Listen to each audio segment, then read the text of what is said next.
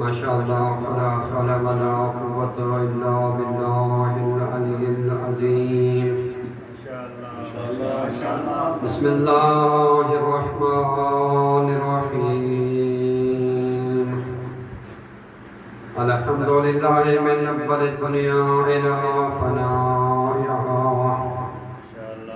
ومن الآخرة إلى بقائها والحمد لله على كل نعمة واستغفر الله من كل ذنب وأتوب إليه يا أرحم الراحمين.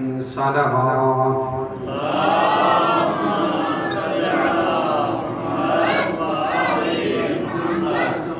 اللهم صل وسلم وزد وبارك على صاحب الدعوة النبوية وصولة الحيدرية ونجمة الفاطمية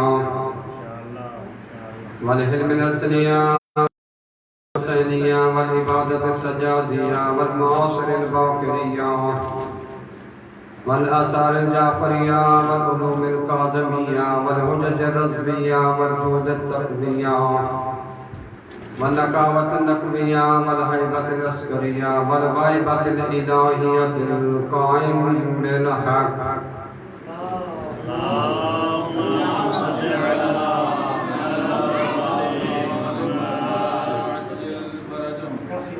أما بعد بسم الله الرحمن الرحيم.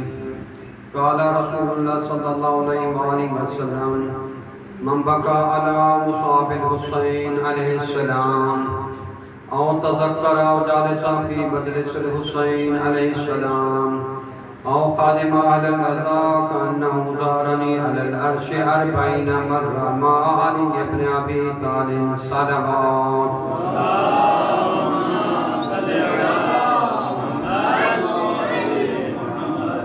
سامعین محترم، موالیان اہل بیت، آپ خوش قسمت ہیں، خدا نے آپ کو یہ سعادت نصیب کی ہے. ایام عزا ہیں، یہ ایام کسی ذاکر کے محتاج نہیں ہیں. جناب سیدہ خود چل کر آتی ہے کس کس جگہ پہ میرے بیٹے کی عزاداری ہو رہی ہے. آج لیلت جمعہ ہے. جو شخص آل محمد پہ درود پڑھتا ہے آسمان سے ملائکہ نازل ہوتے ہیں، ان کے ہاتھ میں سونے اور چاندی کی کلمیں ہوتی ہیں. توجہ ہے، ملائکہ کے ہاتھ میں سونے اور چاندی کے کلمیں ہوتے ہیں اور سونے اور چاندی کے ورق ہوتے ہیں. جو شخص آل محمد پہ لیلت جمعہ درود پڑھتا ہے اس کا ثواب سونے اور چاندی کے کلموں کے ساتھ لکھتے ہیں.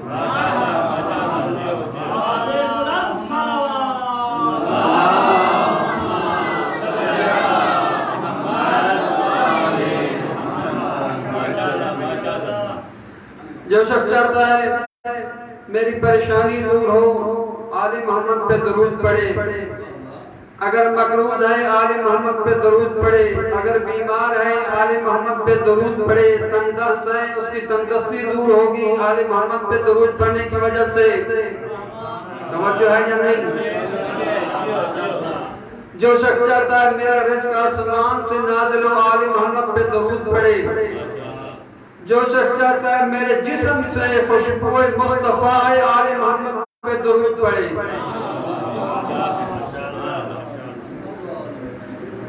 جو شخص چاہتا ہے میرے جسم سے خوشبو مصطفیٰ آل محمد پہ درود پڑھے. مجتہد ملا اخوند علی معصومی جو بھی مناسبت ہوتی تھی اس کے گھر میں مجلس حسین ہوتی تھی. اس کے گھر میں ایک مومن آتا تھا ملا اخوند علی معصومی نے اس شخص سے ایک ایسی عجیب خوشبو محسوس کی. جب مجلس ختم ہوگی علی معصومی نے کہا کہ ایک منٹ رک جاؤ. جب سارا مجمع چلا گیا تو مجھے نے کہا کہ تو نے کون سی خوشبو لگائی ہے؟ یہ خوشبو دنیا میں نہیں موجود، تو نے کہاں سے حاصل کی ہے؟ تو جو ہے مسلم صاحب تو نے یہ کیوں کہا، کہاں سے خوشبو حاصل کی ہے؟ اس نے کہا کہ میرے جسم سے خوشبو مصطفیٰ ہے. تو نے کیسے اس محسوس کی ہے، کس طرح حاصل کی ہے؟ وہ کہتا ہے کہ میں ہر وقت آل محمد پہ درود پڑھتا ہوں۔ اس درود بلند صلوات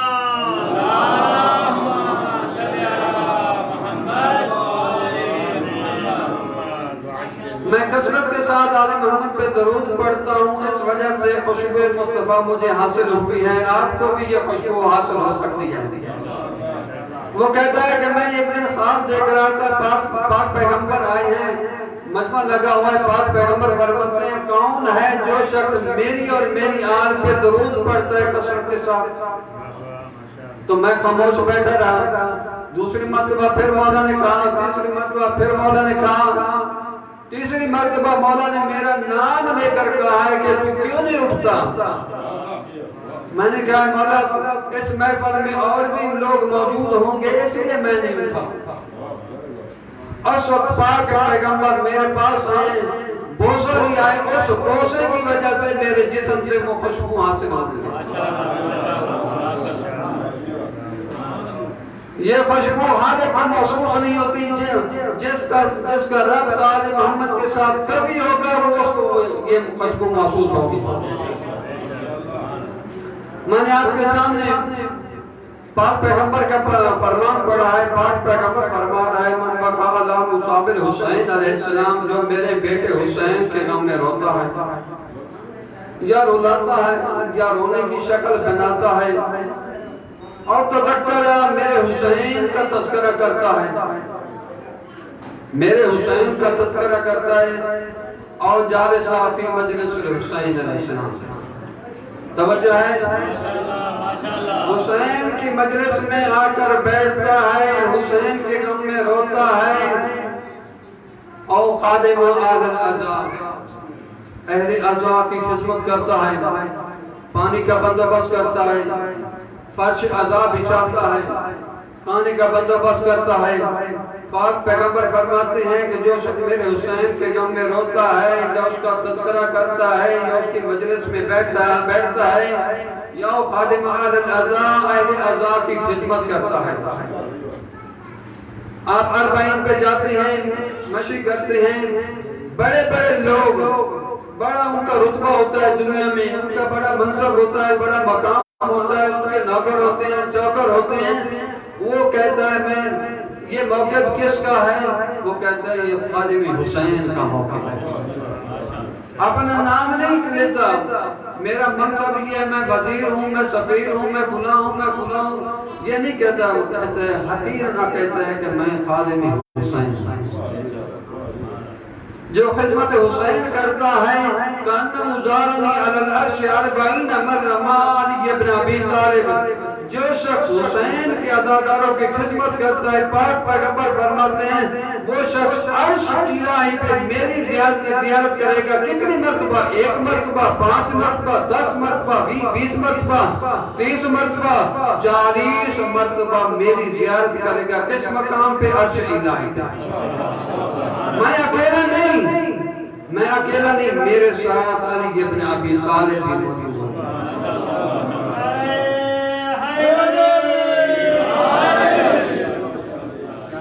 آپ خوش قسمت ہیں، حسین کی زیارت میں جاتے ہیں، لیلۃ الجمعہ حسین کی ماں آتی ہے، کون آیا ہے میرے بیٹے کا پرسہ دینے؟ بی بی کے ہاتھ میں ایک لسٹ ہوتی ہے، کون ہے میرے بیٹے کا زائد، کون ہے میرے بیٹے کا عزادار۔ غریب کربلا کے ہاتھ میں بھی لسٹ ہوتی ہے، کون ہے میرا عزادار۔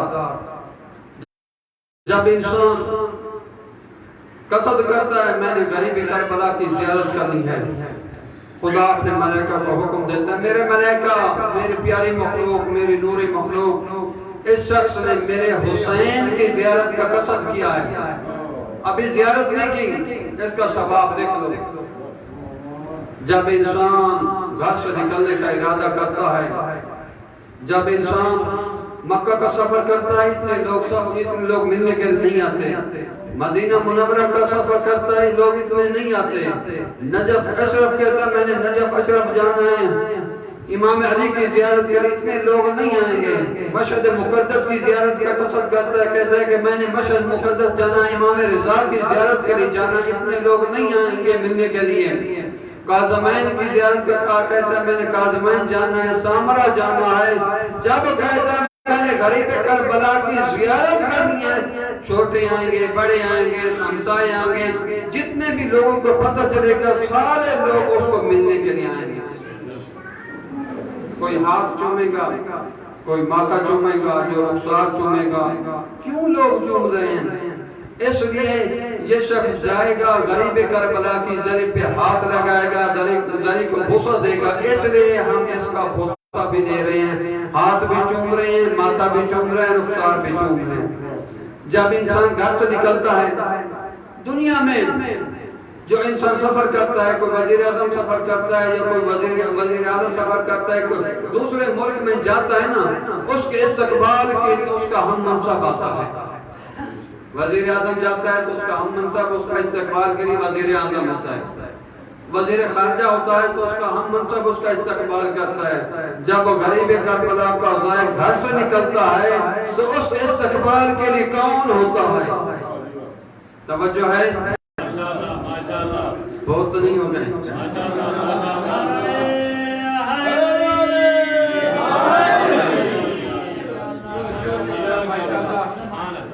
جب انسان گھر سے نکلتا ہے خدا اپنے ملائکہ کو حکم دیتا ہے میرے ملائکہ یہ حسین کا زوار ہے, اس کی حفاظت کرو. جب انسان کوئی زندگی کا سفر کرتا ہے اس کے پاس گارڈ ہوتے ہیں.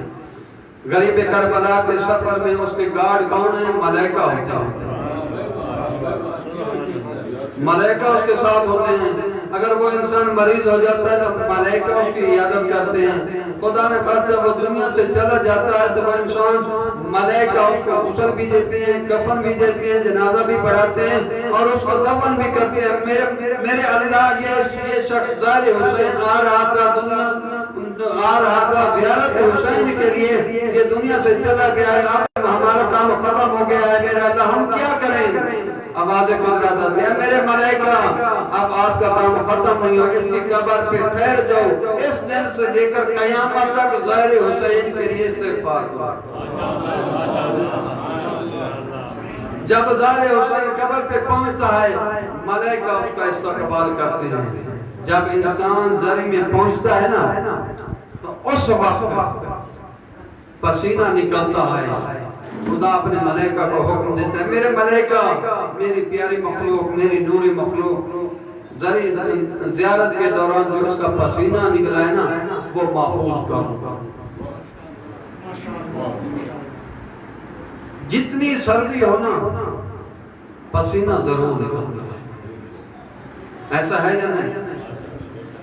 میرے ملائکہ اس کا پسینہ محفوظ کر لو. میرے اللہ اس پسینہ کو تو کیا کرے گا؟ آواز قدرت آتی ہے اس پسینہ سے میں ملائکہ کو پیدا کروں گا. ان ملائکہ کا کیا کام ہے؟ اس دن سے لے کر قیامت تک زائر حسین سے استغفار. جب انسان زری پر پہنچتا ہے اللہ تعالیٰ نے حسین علیہ السلام کو 3 چیزیں عطا کی ہیں. سے امامت, اور جو شخص امام کے تحت القبر دعا کرتا ہے خدا اس کی دعا قبول کرتا ہے. ایک شخص دعا کر رہا تھا حسین علیہ السلام کی ذریعے پہ خدایا مجھے بیٹا عطا کر, جب جوان ہو جائے وہ لے لینا. میں بھی محسوس کروں کہ جوان بیٹے کی موت کس طرح برداشت ہوتی ہے. لیلۃ جمعہ دعا کر رہا ہے خدایا اس ہستی کے ذریعے, اس ہستی کے صدقے مجھے بیٹا عطا کر. ایک عالم دین سن رہا تھا عالم دین نے کہا جس جگہ یہ دعا کر رہا ہے یہ دعا قبول ہوگی. اس شخص کی بابا دے بلند سلوات.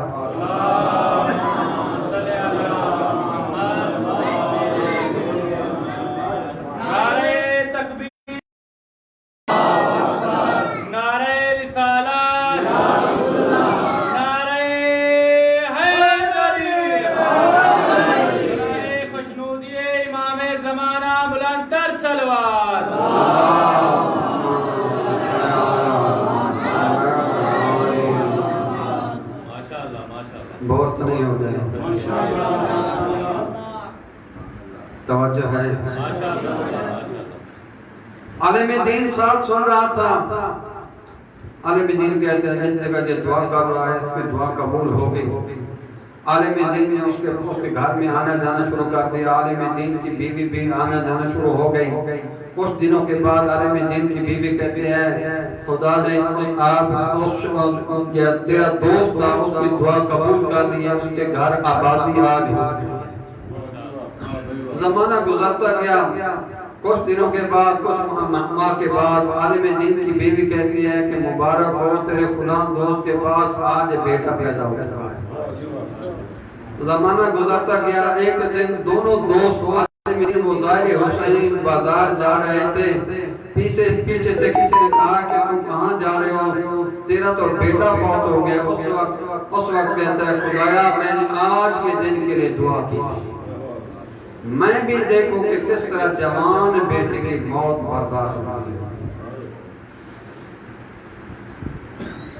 آج 8 محرم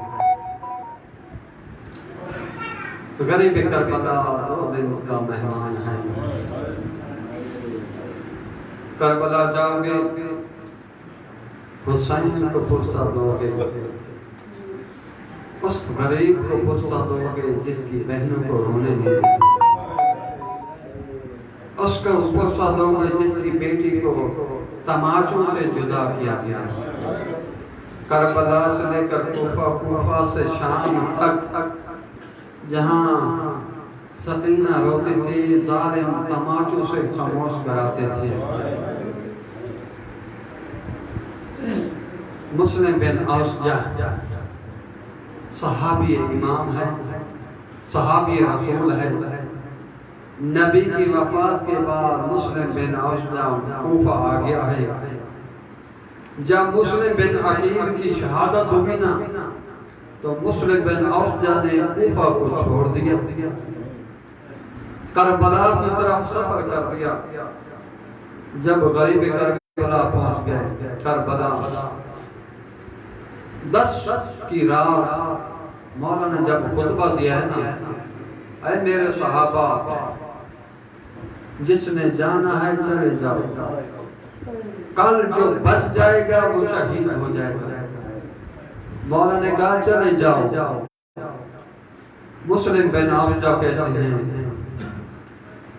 اے فرزند زہرا ہم کہاں جائیں، یہ تو بتاؤ آپ جیسا کس کا نانا ہے، آپ جیسا کسی کی ماں ہے، آپ جیسے کسی کی نانی ہے۔ اے فرزند زہرا 70 مرتبہ ہمیں ذبح کیا جائے، 70 مرتبہ ہمیں قتل کیا جائے، ٹکڑے ٹکڑے کیا جائے، پھر ہمیں زندہ کیا جائے، پھر ہمیں جلایا جائے، 70 مرتبہ کے بعد پھر ہمیں زندہ کیا جائے، پھر بھی ہم آپ کی محبت سے جدا نہیں ہوں گے۔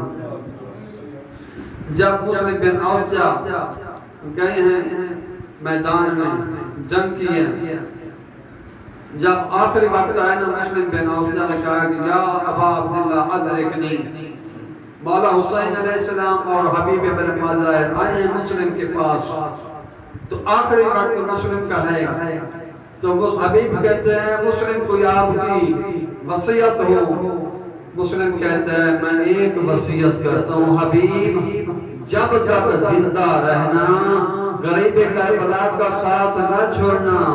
میں کہتا ہوں اے مسلم تو حبیب کو وصیت کر رہا ہے، جب غریب کربلا آخری وقت ہوگا، آخری وقت کس کو وصیت کرتے؟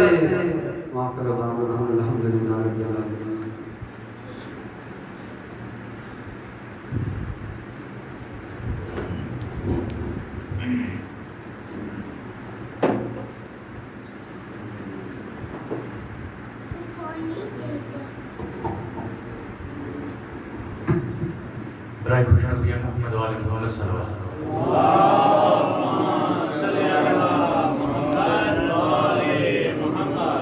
بارے دیگر